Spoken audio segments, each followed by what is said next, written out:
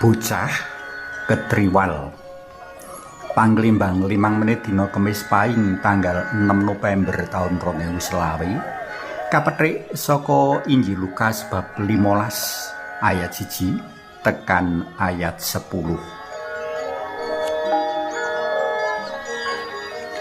Esuk iku papan rekreasi Taman Safari jejel riel dening para pengunjung. Dumadakan saka ruang informasi kang katepakan ana siring tengenku keprungu pengumuman. Mohon perhatian, mohon perhatian. Anak yang bernama Sutarman ditunggu kedua orang tua di ruang informasi. Harap segera merapat ke ruang informasi. Nyuwun kawigaten, nyuwun kawigaten.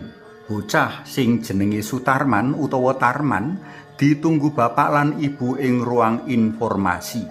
Kasuwun enggal nyaket menyang ruang informasi.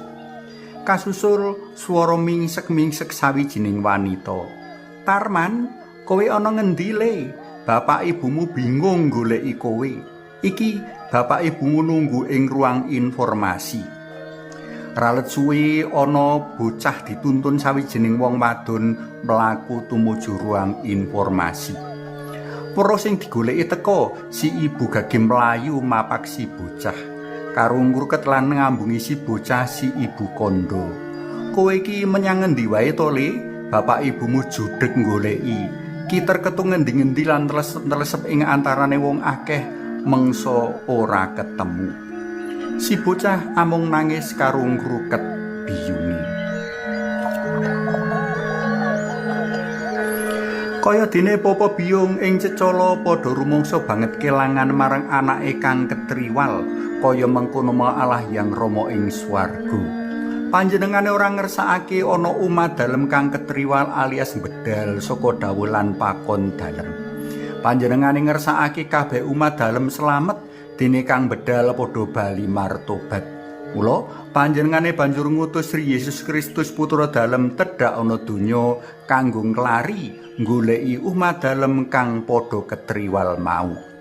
Beda karo para ahli Taurat lan wong-wong Parisi kang rumangsa resik padha nyirik srawung suthik gepok singgol karo wong-wong dosa, ora mengkono karo Gusti Yesus. Panjenengane rawuh srawung lan ngguyupi wong-wong mau. Iki ora ateges Gusti Yesus sarujuk lan ngombyongi tumindake wong-wong kang dosa mau, ananging kanthi cara mengkono mau panjenengane mulang nyadarake lan ngajak kang ketriwal amrih padha